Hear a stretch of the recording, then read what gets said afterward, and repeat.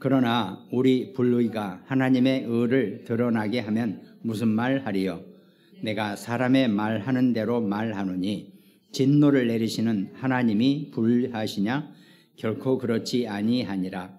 만일 그러하면 하나님께서 어찌 세상을 심판하시리요?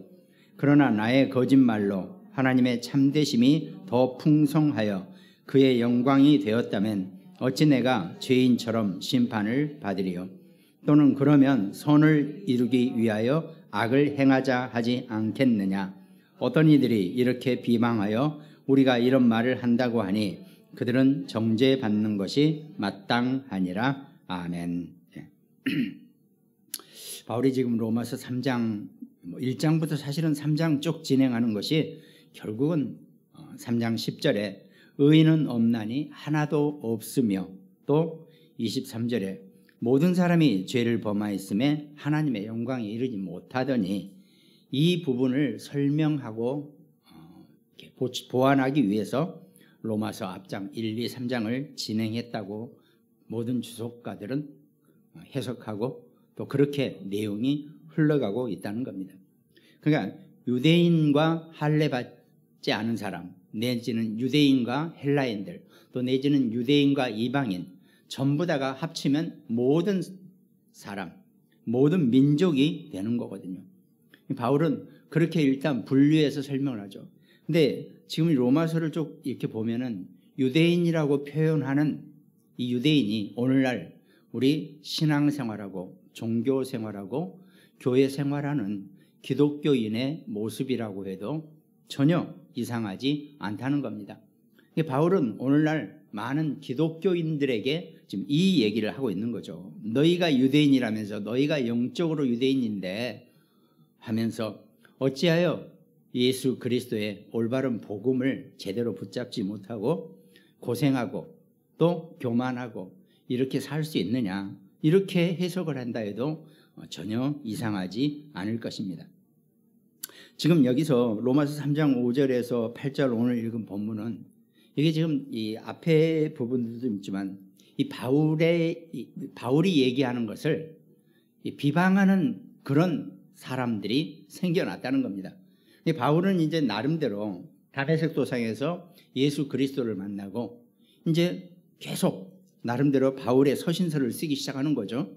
쓰면서 보니까 또 바울이 하는 주창하는 그리스도의 복음을 증거하면서 약간 바울은 사실 베드로나 예수님의 12제자들은 사실은 워낙 그 사람들 출신 자체가 사실은 조금 어려운 환경에 솔직히 천민이라고 해도 다를 바 없는 어부나 세리나 이런 출신이다 보니까 실제로 바리새인들에 대한 공격을 제대로 하지를 못해요.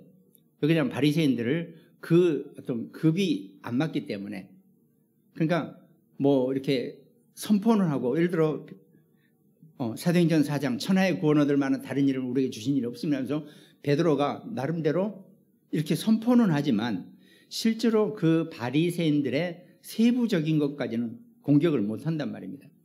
근데 이제 바울은 그런 부분을 본인 자체가 바리새인 중에 바리새인이고 정말 유대인 중에 유대인인 그런 사람이었기 때문에 이제 그런 부분을 명확하게 꼬집어서 바울은 표현할 수 있게 된단 말입니다.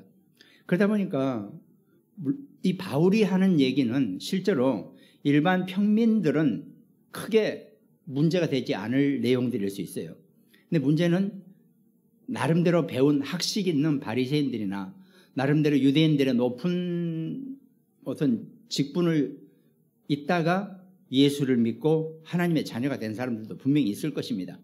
그리고 나름대로 그 당시에 이 헬라인들이라면 상당히 철학과 문학과 어떤 학식이 풍만한 사람들이거든요. 그런 사람들은 이 바울의 얘기가 거슬리는 부분이 많이 있고 영적으로 제대로 이해가 안 되니까 바울을 나름대로 비난하고 비판하는 그런 상황이 생긴 것 같아요. 그러니까 지금 요 5절부터 오늘 읽은 8절 중에 보면 그런 사람들의 얘기를 바울이 얘기하면서 나름대로 정리도 하고 해석도 해주는 그런 내용이 있단 말이죠. 시편 51편 4절에 보면 다윗이 이런 얘기를 하고 고백을 하죠. 내가 주께만 범죄하여 주의 목전에 악을 행하였사오니 주께서 말씀하실 때에 의로우시다 하고 주께서 심판하실 때에 순전하시다 하리이다 그랬습니다. 그러니까 다윗이 하는 얘기는 나의 죄값은 하나님과 나와 1대1의 죄값이다. 곧 하나님을 떠난 모든 인간이 죄인이었다는 그 죄를 따지고 보면 인간은 그 하나님을 떠난 죄 문제를 무슨 어디 우리나라 법원에 가서 따질 겁니까? 어디 교도소 가서 따질 일이 아니거든요. 인간의 죄 문제는, 하나님을 떠난 죄 문제는 하나님과 1대1의 관계에서 정리가 되어져야 하거든요. 그러니까 하나님이 나의 그 죄 문제를 심판하실 때 순전하다 하시고 의로우시다라고 내 죄 문제를 하나님만이 심판하실 것이다. 지금 이 얘기를 시편 51편 4절에 했단 말이죠.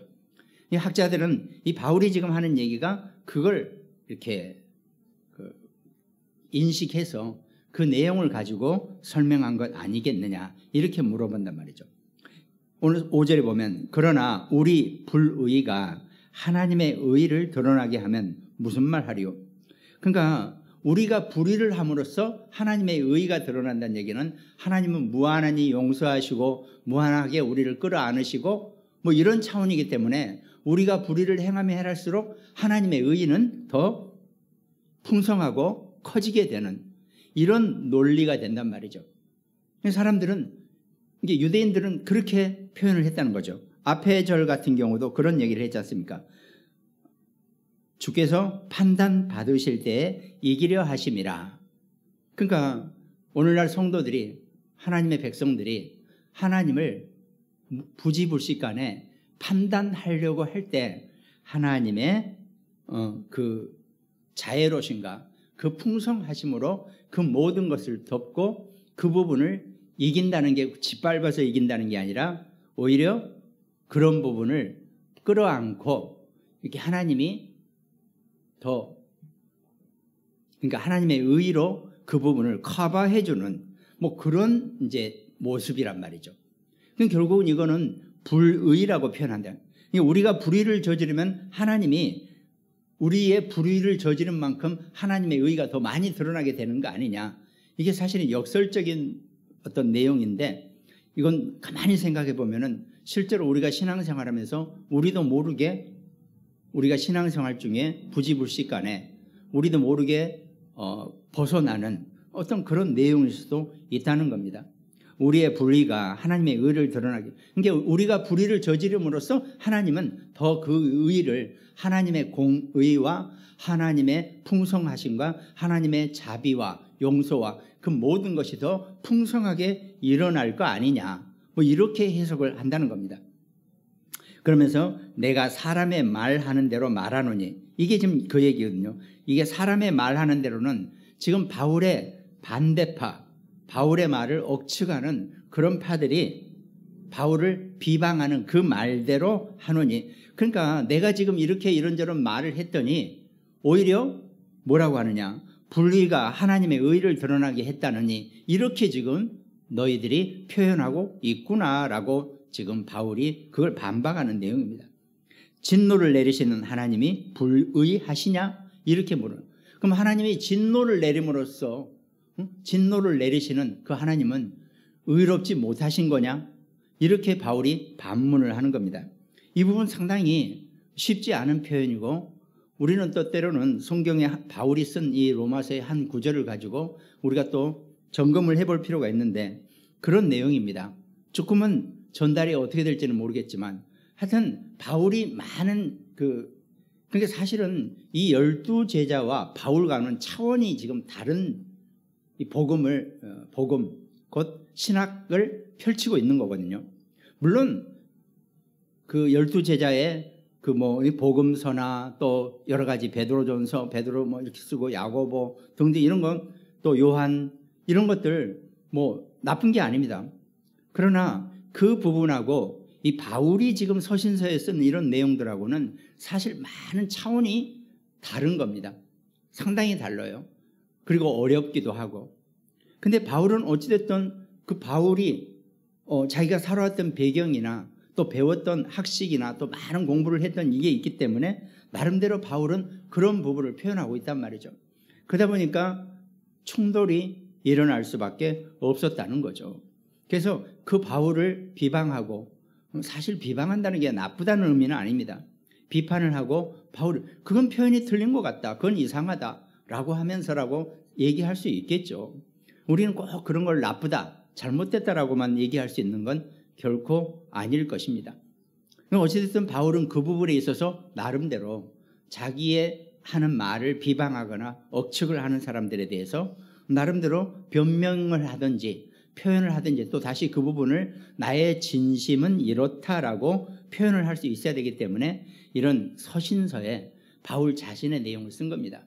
근데 후대 학자들이 보니까 이 바울이 표현한 부분들이 실제로 신앙생활을 하면서 많은 신앙인들의 자세와 신앙인들의 모습을 바울은 표현하는 것이기 때문에 상당히 중요한 의미를 갖고 이 바울의 서신서들을 연구하면서 표현하고 있다는 겁니다. 하나님이 약속을 어기지 아니하시는 것이 마치 유대인들을 버리고 유대인들과의 약속을 지키지 않은 것이 유대인들의 비난받을 처사 때문에 하나님이 그렇게 했다. 쉽게 말해서 딱 똑같은 얘기가 이거예요. 유대인들이 400년간 애굽에서 노예 생활을 했잖아요. 그것이 유대인들의 뭔가 아브라함의 잘못으로 그런 대가를 치르게 됐다라고 주석가들이 표현하는 사람이 있습니다. 근데 그렇지 않고 실제로 하나님은 400년간 이 유대인들을 애굽의 노예로 묶어놓은 이유는 이쪽 가나안 땅, 곧 예수 그리스도가 오실 이 땅에 그 죄악이 아직 커지지 않았기 때문에 그 죄악을 완전히 말살시키기 위한 그 시기를 잡기 위해서 400년을 애굽의 노예살이로 시켜놨단 말이죠. 그럼 400년간 노예 생활한 것이 우리가 무슨 죄를 졌길래, 무슨 잘못을 했길래 우리의 불의로 하나님의 의의가 그렇게 드러나는 거냐, 이렇게 유대인들은 표현을 하는 거란 말이죠. 그러니까 그 부분에 있어서 바울은 정확하게 지금 표현을 하는 겁니다. 그게 아니다, 진노를 내리시는 하나님이 불의하시겠느냐, 불의하냐, 이렇게 표현을 하는 거거든요. 이제 이 부분을 우리가 우리 신앙생활 중에서 조금은 우리가 좀 한번 잘 새겨듣고 우리의 모습을 분명히 점검할 필요가 있다는 거죠. 하나님은 어떤 형태로든 어떤 상황이나 사건 속에서도 하나님의 영광을 드러내실 때 하나님은 지극히 만족해 하시는데, 그 하나님의 영광이라는 것이 자기 백성들을 막 힘들게 하고 어렵게 하고 400년 노예 생활을 하게 하고 이럴 때 하나님의 영광을 드러내는 게 결코 아니라는 겁니다. 하나님은 자기 백성들의 문제 속에서 하나님은 더 크게 상심하고 힘들어하시고 그 뒤에서 울고 계신다는 것을 우리가 분명히 이해하면 된다는 겁니다. 그러니까 6절에는 결코 그렇지 아니하리라. 만일 그러하면 하나님께서 어찌 세상을 심판하시리요, 그랬습니다. 그렇죠. 우리의 불의로 인해서 하나님의 의의를, 공의를 드러내시는 거라면은 어떻게 하나님이 세상을 심판하시겠느냐. 마치 그것이 불의 때문에 하나님의 의의를 드러내는 것이면 아주 이상한 지금 하나님의 공의가 된단 말이죠. 하나님의 공의는 어떤 상황이나 어떤 사건 속에서도 늘 완전한 공의를 이루시는 것이다. 우리는 이렇게 신앙생활에 중심이 있어야 되는 거죠. 그러니까 소위 우리가 신앙생활하면서 교인들이 그런 표현을 많이 하죠. 아니, 그렇게 열심히 믿고 그렇게 내가 있는 힘을 다해 헌신했는데 왜 내게, 왜 내 자식에게, 왜 우리에게 이런 문제가 생기냐 하면서 하나님께 따지는 사람들이 의외로 많이 있어요. 신앙생활을 정말 오래 한 중직자들도. 그게 지금 이런 모습이라는 겁니다. 하나님은 어떻게 그러면은 세상을 심판하시겠느냐, 우리의 불의를 통해서 하나님의 의의가 드러나는 그런 건 아니라는 것을 바울은 분명히 표현하는 거겠죠. 근데 이걸 지금 그 바울을 비방하는 사람들의 표현이 그랬던 것 같아요. 야, 저 바울은 참 얘기를 이상하게 하네.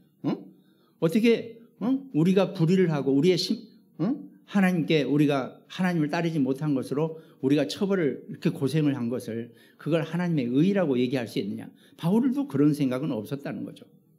근데 분명한 것은 그렇게 억측을 해내는 그런 사람들 때문에 바울은 지금 그 표현을 한 겁니다. 하나님은 모든 세계를 판단하시는 분이고 열방 사이에 판단하시는 분, 죄인은 언제나 공평한 하나님의 심판을 회피한다라고 되어 있는 그런 시편이나 구약의 내용들을 보면 하나님은 공의의 심판을 하시는 분이지 어떤 우리의 불의로 인해서 공의를 드러내는 그런 하나님은 결코 아니시라는 것을 바울은 지금 표현하고 싶은 거겠죠. 그러니까 결국은 모든 사람의 불의 자체는 결국은 모든 사람이 죄를 범하였음에 하나님의 영광에 이르지 못하였더러냐 하는 그러니까 우리의 모든 불의 자체는 우리가 어떤 존재? 하나님을 떠난 타락한 원죄의 존재이기 때문에 우리에게는 불의가 나타날 수밖에 없다는 것을 바울은 지금 설명하고 있는 겁니다. 인간의 모습 자체가 불의의 그 자체인데 그것 때문에 하나님이 공의를 드러내고 그것 때문에 더욱더 하나님이 영광을 받으시려고 한다는 것은 결코 아니라는 거죠. 이게 잘못하면 인간의 원죄 때문에 하나님은 영광을 나타내시려고 한다라고 하는 이상한 표현이 되어버리기 때문에 이건 상당히 심각한 표현이 된단 말이죠. 어떻게 보면 이런 부분은요 상당히 신앙생활을 하는 자세의 문제나 좀 더 이 깊숙한 신앙생활의 어떤 내적인 측면에서 보면은 우리가도 한 번쯤은 이 생각을 해볼 수 있는 그런 표현이 될 수 있다는 겁니다. 그러면서 7절에 그러나 나의 거짓말로 하나님의 참되심이 더 풍성하여 그의 영광이 되었다면 어찌 내가 죄인처럼 심판을 받으리요 그랬습니다. 나의 거짓말로 하는 것은 지금 이 바울을 반대하는 반대파들이나 이 억측파들은 저 바울이 엉뚱한 얘기를 하고 거짓말을 한다라고 상당히 바울을 많이 이렇게 매도하는 그런 상황도 생겼을 겁니다. 근데 그게요 사실은 그 12제자 중에서도 바울의 뭐라 그래야 되나? 바울의 높이를 이해하지 못하는 그 제자들도 상당히 바울을 이렇게 억측하고 반대하고 아니 우리는 예수님과 공생에 살아있을 때 우리는 같이 했던 우리인데 왜 우리하고 약간 달로 쟤는 이렇게 그 12제자들도 표현하는 제자들이 있었다라고 얘기가 있습니다. 근데 실제로는 바울과 가장 가까운 사람들이 바울을 쉽게 말해서 바울과 멀리 떨어진 다른 지역에 가서는 바울을 쉽게 말해서 뒷땅을 했다는 거죠. 이런 식으로 표현을 합니다. 이제 바울은 누가 그랬고를 얘기하지 않는 거죠. 바울은 이미 그 경지를 넘어섰기 때문에 그게 이해가 되는 거죠. 모든 사람이 죄인이다. 쉽게 말해서 12제자 쟤네들도 죄인이다. 그런 상태에서 정말 하나님의 축복을 받아서 예수님과 공생애를 3년을 같이 했지만은 여전히 우리 모두는 전부 다 죄인의 상태가 아니겠느냐. 이렇게 바울은 표현을 하는 거죠. 그래서 바울은 철저하게 누구를 욕하고 누구를 막 뭐라고 별로 그렇게 심하게 하지 않습니다. 바울 자체는. 왜? 모든 사람이 죄를 범하였음에 하나님의 영광에 이르지 못한다는 사실을 바울은 너무나 충분히 이해를 하고 알고 있기 때문에 바울을 이렇게 음해하거나 모해하거나 억측을 하는 사람들에 대해서 바울은 정면으로 그 사람 이렇게 이름을 들어서 뭐라고는 하지 않죠. 그러나 바울은 분명히 후대에게도 이 부분은 분명히 확실히 짚고 넘어가야 될 복음적인 내용에 대해서는 바울은 조금도 주저하지 않고 표현을 한 것이 전체 바울의 서신서라고 우리가 볼 수 있는 겁니다. 근데 특별히 그게 로마가 더 심했던 모양이에요. 로마에 모여있는 사람들이 결국은 사실은 이 12제자들도 사실은 마지막에 모든 코스는 로마라는 것을 분명히 알고 있었을 겁니다. 땅끝까지 증인이 되리라 하는 이 언약이 분명히 있었기 때문에 이 사람들도 분명히 그 언약을 붙잡았어요. 근데 베드로도 상당히 많이 로마에 있었다라고 표현되죠. 근데 실제로 보면은 바울의 일대기를 보면 그렇게 되어 있습니다. 자, 이제 사도행전에 보면 바울이 붙잡혀 가잖아요. 그래서 가이사 앞에 섭니다. 그러면서 셋집에 유했다 그랬잖아요. 그러다가 풀려났다 그랬어요. 그래서 서바나를 갔다가 다시 돌아와서 로마에서 한 몇 년간 수년을 보내다가 다시 또 투옥이 돼서 거기서 사형을 당하게 됩니다. 바울은 그런 어떤 일련의 과정 속에서 바울은 끝까지 그 서바나에 대한, 그러니까 마지막 세계 복음화에 대한, 이방인 복음화에 대한 그 하나님의 미션을 끝까지 수행하려고 노력했던 모습을 역사 속에서 우리가 볼 수 있게 된다는 겁니다. 바울은 그런 나름 자기 차원을 가지고 있었기 때문에 12제자와도 어떤 그 갈등이나 또 다른 막 그 뒤로 12제자 이후로 이 예수님의 속사도라고 하죠. 또 제자들까지도 마찬가지입니다. 바울과 이런저런 어떤 갈등이 있었지만 바울은 그 모든 것을 뛰어넘는 나름대로의 준비가 되어 있는 그런 사람이었기 때문에 이제 그 부분을 가지고 표현을 하고 넘어가고 있더란 얘기죠. 6절에 결코 그렇지 아니하니라. 만일 그러면 하나님께서 어찌 세상을 심판하시리요? 이렇게 표현한단 말이죠. 우리 불의가 하나님의 의를 드러나게 하면 무슨 말 하리요? 내가 다른 사람이 말하는 대로 말하노니 진노를 내리시는 하나님이 불의하시냐?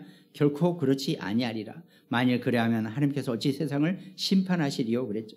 그러면서 그러나 나의 거짓말로, 정말 너희들이 얘기한 대로 내가 거짓말을 하고 있다면 하나님의 참되심이 더 풍성하여 그의 영광이 되었다면 어찌 내가 죄인처럼 심판을 받으리요? 이거는 내가 지금 너희들이 얘기한 대로 전혀 하나님의 의와 다른 거짓말을 했다면 그것 때문에 하나님의 참되심이, 나 때문에 내 거짓말로 인해서 하나님의 참되심이 더 풍성하여져서 그의 영광이 만약에 된다면 어찌 내가 죄인처럼 심판을 받으려? 이거는 반어법입니다.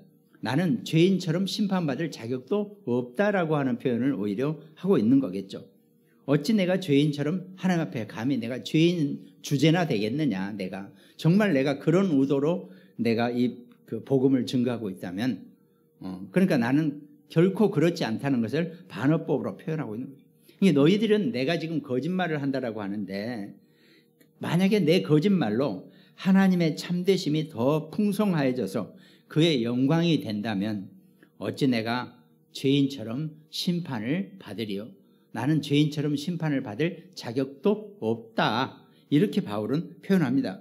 그러니까 사실은 우리가 지금 전에 요한복음을 한번 저희가 봤잖아요. 그 요한복음 보면 상당히 말이 편해요. 근데 지금 바울은요, 뭔지 상당히 학식이 있다 보니까 막 반어법, 부정법, 하여튼 그 도치법 여러 가지 표현을 많이 쓰는 그런 글귀로 쓰고 있단 말이죠. 그러니까 실제로 이걸 해석하는 후대들이 이게 맞는 거야, 저게 맞는 거야, 상당히 어려움도 있었을 겁니다. 어쨌든 학자들은 이 바울의 이 서신서들이 오늘날 모든 신학의 근간이 되고 이 부분을 가지고 학문, 신학적인 신학과 실천 신학과 다 거기에 여기서 지금 도출해서 표현을 하고 있다 그랬죠. 8절에 또는 그러면 선을 이루기 위하여 악을 행하자 하지 않겠느냐. 이 말은 상당히 유명한 말입니다.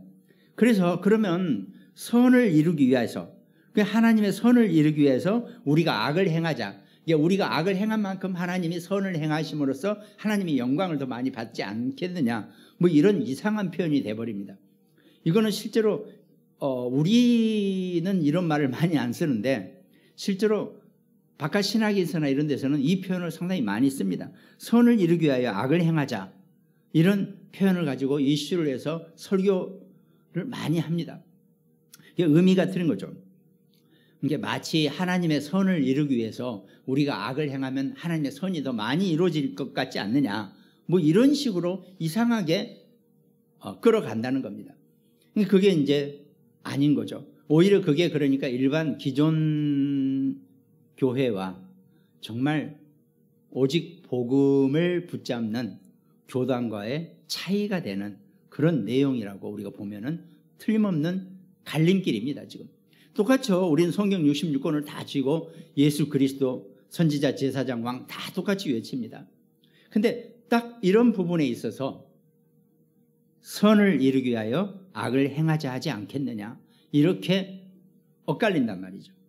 어떤 이들이 이렇게 비방하여 우리가 이런 말을 한다고 하니 그들은 정죄받는 것이 마땅하니라 그랬습니다. 그러니까 저 바울은 하는 얘기가 이상하다. 아니 그래서 선을 이루기 위해서 악을 행하자? 그렇게 바울은 얘기하는 거야? 이렇게 비방을 한다는 겁니다. 어떤 이들은 이렇게 비방하여 우리가 이런 말을 한다고 하니 그들은 정죄받는 것이 마땅하니라. 그러니까 이렇게 비방하는 그 무리들이 비방받아야 마땅하다라고 바울은 확실하게 못을 박는 거죠. 이건 순전히 바울이, 어떻게 보면 바울은 그 당시에 사실 이런 표현을 할 수 있는 사람은 바울 한 사람밖에 없거든요. 그럼 어떻게 됐어요? 잘못하면 예수님이 그 바리새파의 이단이라고 몰린 것처럼 잘못하면 바울도 그 당시에 이단이라고 몰릴 충분히 그럴 소지 있는 표현들을 하고 있다는 겁니다. 지금 정확한 복음을 얘기하고 있는 바울, 더군다나 그걸 심층 깊게 표현하고 있는데 그 부분을 이해하지 못하니까 오히려 저 참 말하는 게 이상하네. 그러면서 이단시할 수도 분명히 있었다는 겁니다. 그러니까 그런 부분들이 상당히 이 12제자, 기존 그 예수님의 12제자 팀들과 바울과의 어떤 갈등이 되고 괴리 부분이 분명히 될 수 있었다는 겁니다. 그러니까 잘못을 합리화하여 궤변에 빠질 수 있는 그런 부분을 표현하는 겁니다. 어떻게 보면 바울도 상당히 답답했을 수도 있을 거예요. 그렇다고 바울이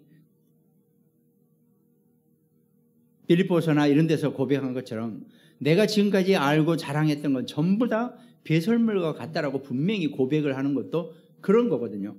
내가 아무리 많이 배웠고 우리 집안이 가문이 족건데 이거 사실 그리스도를 알고 나니까 이건 완전히 배설물과 같다라고 하는 표현은 바울의 진심을 나타내는 거거든요.